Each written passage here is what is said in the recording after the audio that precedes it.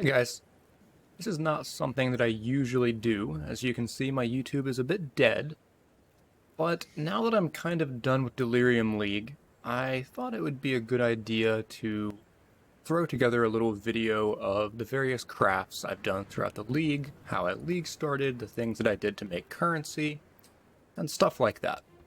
Now, like I said, this is not exactly a regular thing, so don't expect anything crazy polished. I'm just going to be going over some of the various things I did. So the character that I actually started off with was a ball lightning miner.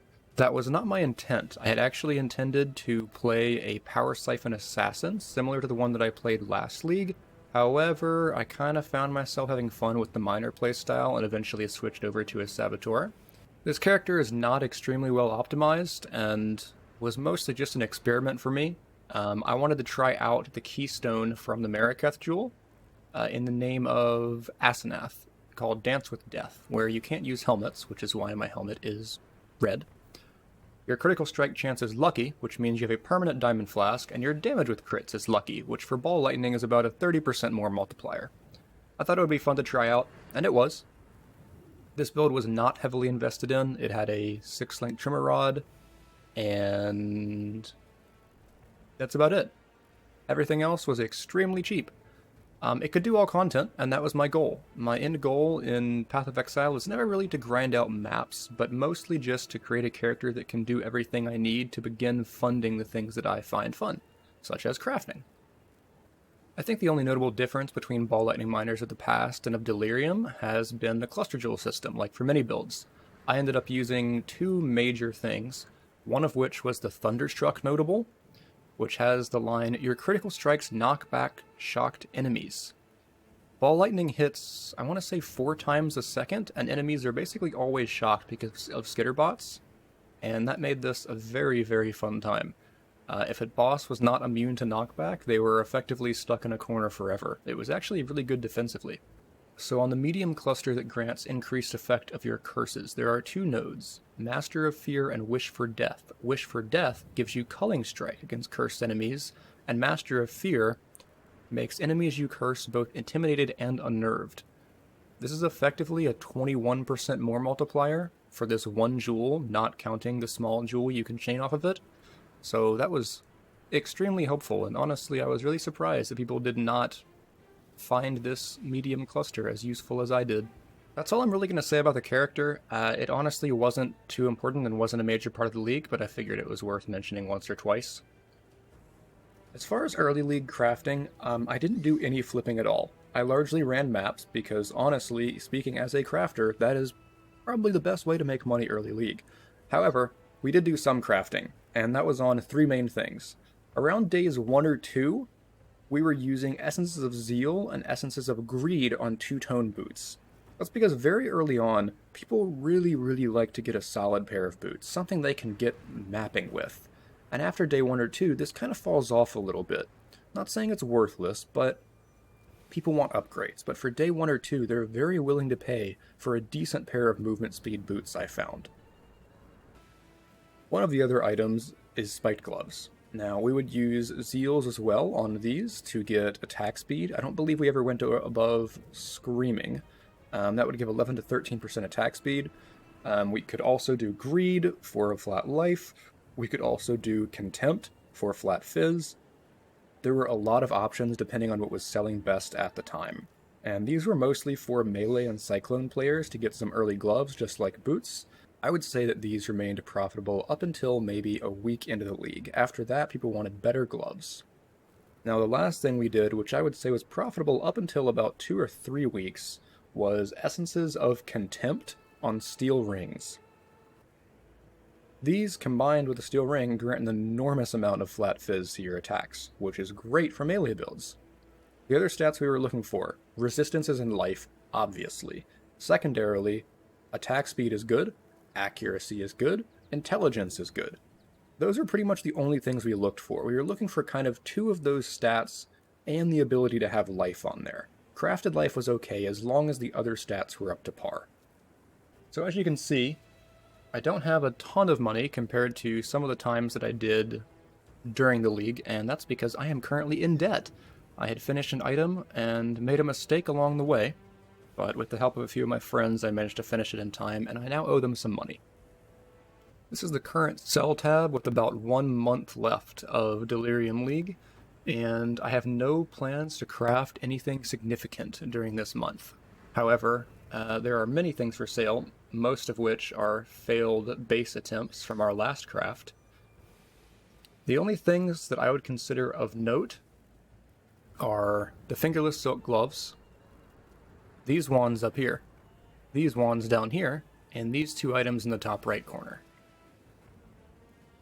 So the fingerless silk gloves on the right were a project that I actually had an idea from last league for, and I wanted to continue, and they were essentially life-based gloves for cast on crit. So you can see that I have some of these that just have generic resistances, and then I have these down here which all happen to have Culling Strike. Over on the left we have an ES version that also happens to have Culling Strike. Culling Strike in general was kind of a theme for gloves this league. If you know how to slam it properly, it is quite profitable to do. These wands up here were a base that I did not make, but I bought, and that base has T1 damage over time multiplier along with T1 chaos damage over time multiplier, both of which are extremely large increases for chaos damage. What we ended up doing was going for 3 specific hunter mods on these: Malevolence, Aura Effect, Unnerve on hit, and Despair on hit. I bought this base for 120x when it was predicted to cost about 175x to make. I wasn't certain it was going to make money, but it ended up making me back my investment. You can see here I have the bases for both the life and energy shield versions of the cast on crit gloves. So throughout the league I was just beast duping these and pumping out as many as I could. There are actually 2 items that are no longer in my stash as they've been sold, however I do consider worthy of mentioning as prominent creations of this league. The first is Vortex Paw, an accidental pair of ES-based fingerless culling gloves for cast on crit. To my knowledge, they were the highest pair of Culling Strike and damage with hits against chilled enemies gloves in this league, and I ended up selling them for 100 exalts. Now, making these was largely an accident. I ended up regaling good hybrid, and then hitting a 50% chance to not kill the item by removing a random suffix, and ended up adding on high percent increased ES. From there, I had a 1 in 3 chance of slamming Culling Strike, and we did. The other item worth mentioning was a freak stroke of luck: Phoenix Hide, this astral plate. So, in general, I don't like Awakener orbs. I don't think they're fun to craft with, and honestly, I don't really consider it crafting. All you do is slam 2 items together and bam, there's your item. You're done.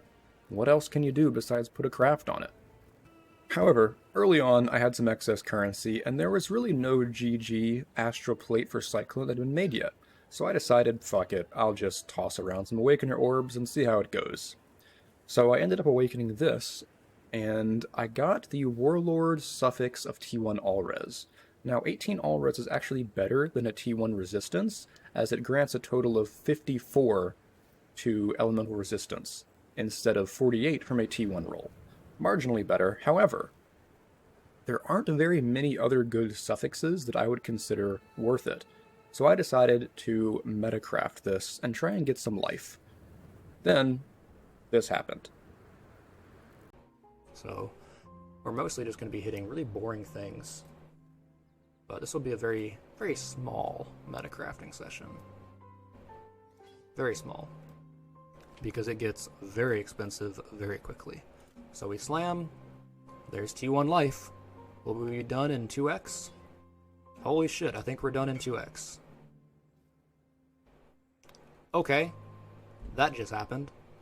So in case you didn't realize, that was my first exalt and my second exalt. We hit T1 life into T1 hybrid life, which is essentially the best thing that could have possibly happened. The only thing better would have been hitting percent life instead of hybrid, and it would have been marginally better, or hitting +1 curse, which had extremely small odds.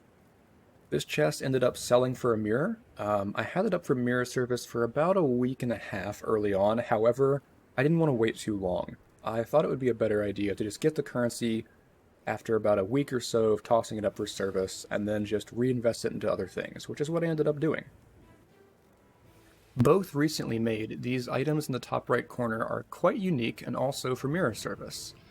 Now, that doesn't mean that they've been mirrored, however they are up for service. In the very top right, we have a pair of two-toned boots. These boots have, as suffixes, an Abyssal Socket, Tailwind, T1 Strength, and as prefixes, T1 Life, and Elusive on Crit, Crafted Movement Speed.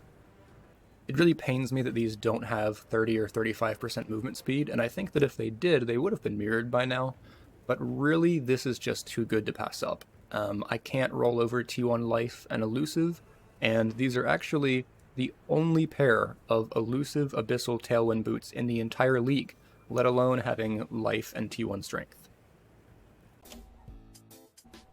God, imagine if I had fucking Elusive right now, and I would have to craft movement speed. Ugh. I would honestly rather slam it than craft movement speed. Like, that would just be awful.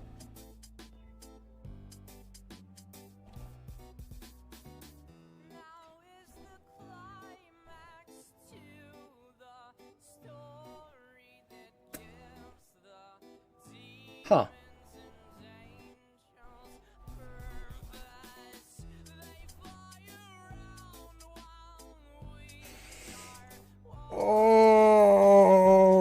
Okay.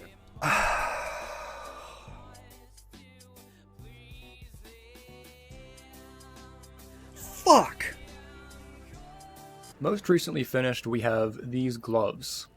Now, they might not look that crazy for most normal builds, however, these gloves were actually made for deep delvers. So, most deep delvers stack dexterity, which makes the T1 dex an extremely good damage multiplier for them. Culling Strike, of course, is an around 11% more multiplier, and Abyssal Socket can vary highly depending on what you put in it, and a Frenzy Charge is generally at least a 4% more multiplier from the Frenzy Charge itself, and then you have other benefits such as Charge Mine support, which grants you 10% mine throwing speed. These gloves are as well the only pair of Culling Abyssal Frenzy gloves in the entire league, and we compared them to a number of top delvers' Path of Buildings, and we found that on average it was about 5% more damage from an already mirrored min-maxed build, which is a crazy increase. Now, of course, there's one item that I am more proud of than anything in this Cell tab. These are the only boots like them in the league, and they're great. These are the only gloves like them in the league, and they're great. However, this wand base is perhaps my greatest idea of all time. I may have been a little bit crazy when thinking of it, and even crazier when making it happen, but it is truly incredible. This wand base is item level 2. If you're not familiar with my stream, and you haven't heard me talk about it, you may have seen it on Reddit. So this wand, a Tornado Wand. Magister's Tornado Wand of Unmaking. It has +1 to the level of all spell skill gems, which includes spells, auras, etc., and 109% increased critical strike chance for spells. Sure, it has 2 good mods, but why is it item level 2? And more importantly, how did those mods get there? So, a brief history of this. Most of you are probably familiar with these two beasts here, Ferric Lynx Alpha and Ferric Wolf Alpha. They add a suffix, remove a random prefix, add a prefix, and remove a random suffix respectively. However, it is less known that the mod they add is not dependent on the level of the item. The beasts themselves have a level. For example, you can see this Ferric Lynx is level 80. This one down here, level 81. The mod this particular lynx will add is based on the level of the lynx, not of the item. Which means, if we take an eye level 2 wand or any other low eye level item, we can actually make mods that should not be able to naturally roll on that item appear using beasts. So what's the point of all this? We have these mods, what can we do? Well, the point is that at eye level 2, you can actually roll +1 to all fire, cold, lightning, physical, and chaos spell skill gems. Now, don't get me wrong, they're still rare. They have a weight of 250 or 200 respectively, depending on if they're an actual element or physical/chaos. However, at eye level 2, there aren't many mods that can actually roll, and of those that can, they only have one tier, which makes the total weight of the item very, very low. So even though +1 fire, let's say, has a weight of 250, the chance to hit it might be 250 out of 10,000 instead of 250 out of 100,000. Not exact numbers, just making an example. In this particular case with this particular wand, what this allows us to do, first, we can be stupid and make a copy, as you can see here. On average, it takes us 20 regals to make a +2 wand, any +2. So if we look here, we can see I have a lot of these. I have 1, 2, 3, 4 +2 fires. I have 1 +2 cold. I have 1 +2 lightning, and I have 1, 2, 3, 4, 5, 6 +2 physicals. Now I said it takes us 20 regals. That means it also takes us 20 imprint beasts. The total cost to make something like this is around 20 exalts. Now if you were to make one of these without using the base that I created, forget the spell crit, forget multi-modding, forget any other mods besides any +2 wand. The most efficient way, in terms of cost, is spamming single etheric fossils. We take 20 regal orbs. It takes 4,400 etheric fossils to create any +2 wand on average. What if the other mods are bad? You have to try and annul. If you fail, do it again. In my case, I can multi-mod these easily, and I've already made back my investment from this base, which was approximately 400x. It took me a total of 10,000 beasts, including yellow beasts, to hit this base. It was miserable. It was probably my worst day of this league. It was truly awful. However, the final product, in my opinion, is incredible. Anyways, hope you guys have enjoyed a small overview of the various things that we have done during Delirium League. For the rest of the league, I will be streaming some variety games. There's a new Terraria update, the final Terraria update, coming out in 3 days, which I'm going to be streaming, playing with a few friends of mine. I might be playing some solo self-found, generally just doing whatever I feel like is fun, because as of now, I am done with DSC.